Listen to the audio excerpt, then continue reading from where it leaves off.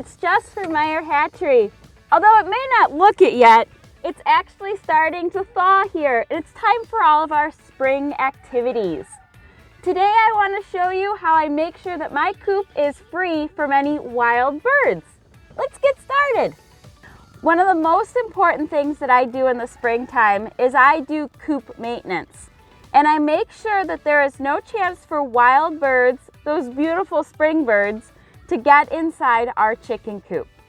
So the first thing that you want to do is you want to check the doors and the windows of your coop. Make sure they're all nice and sealed. Nothing fell apart during the winter time. Also check your eaves if your coop has eaves and make sure that there's no way for wild birds to get inside there. After you've done all your coop maintenance, take a look at where your chicken's feeder is. You want to make sure that there's no leftover feed in your coop because that can draw wild birds into your coop, especially in the springtime when they're starting to look for food. If you're having a problem with food maybe being on the floor of your coop, you can look at a feeder like the Feed-O-Matic, which is a system where the chickens actually step on the feeder, the lid opens, they eat, and then the feeder closes when they walk away. It's an excellent way to make sure that there's no extra food waste in your coop. So we've talked about maintaining our coop and we've talked about making sure there's no feed in the coop. The other thing that you can do is you can make sure that their run area is protected from wild birds being able to get in or fly through. You can use bird netting, like my big roll of bird netting here, to put over your coop area. You can also follow up with a tarp over that bird netting.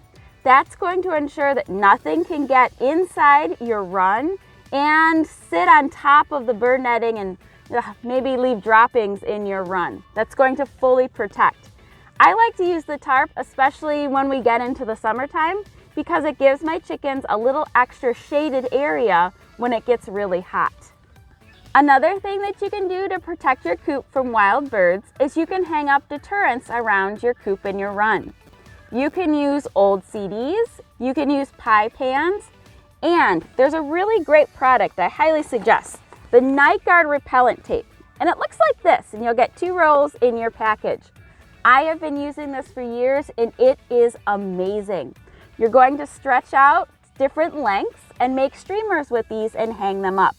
I'll tell you, ever since I started using this, we have no wild birds in our coop, and we have no hawks or owls visiting our coop as well. So it's a really great product. I've left a link in the description below all about this item here.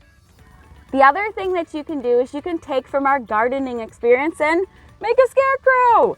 Our scarecrow friend here is going to go sit outside of our coop, and we're going to move it periodically so the wild birds don't get used to our scarecrow.